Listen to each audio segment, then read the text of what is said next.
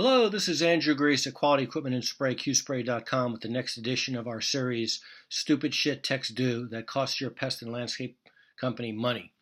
Today we're going to talk about reporting problems specifically around the filter.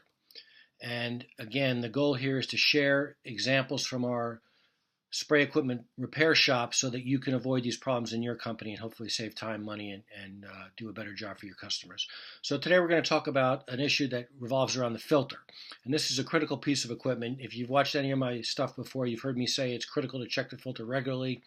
And it's really critical to make sure that when you're buying a sprayer, you can check the filter. And that's a subject for a whole other video. But for now, we're just going to say check the filter. So a couple years ago, a landscape technician came in and said, my pump doesn't work, and by the way, I can't check my filter, it's on too tight. And we said, well, how long has it been since you checked your filter? And he said, well, a few weeks. So we took a pair of channel locks and opened the filter. It took about 3 seconds. And this is what we found. And for any of you landscapers, you're probably familiar with this orange stuff. It's pre-emergent, and you can see how thick and caked on it is there. Here's a view inside, and you can see it's got to be 1/4 to 1/3 of an inch thick. So what this meant was, because it had been weeks since the tech checked or cleaned his filter, the pump was run dry. The pump was starved for water. And when a pump gets starved for water, it gets hot. And so in this case, it was a diaphragm pump. And because it got so hot, the diaphragms were trashed and destroyed. And once the diaphragms are destroyed, all the oil runs out of the pump. The actual chemical you're spraying, in this case pre-emergent, replaces all the oil, and now you're running your pump without any lubrication. And you can guess what will happen. It's kind of the same things as would happen if you ran your car without oil. Stuff starts going bad.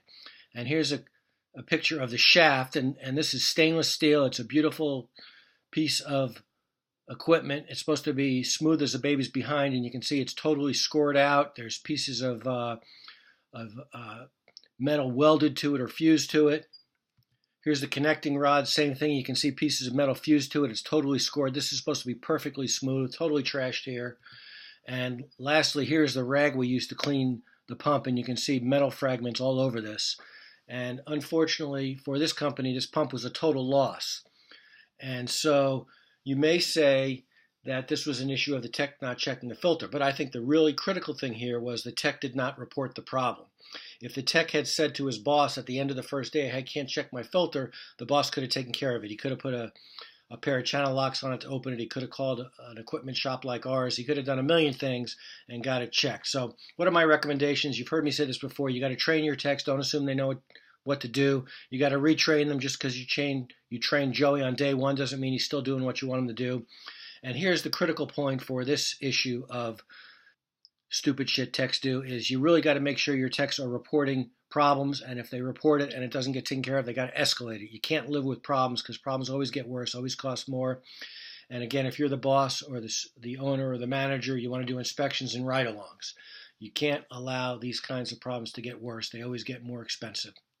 Hopefully you found this interesting and valuable. If you did, please consider Qspray.com the next time you need pest or landscape equipment. Thanks so much for watching. Have a great day.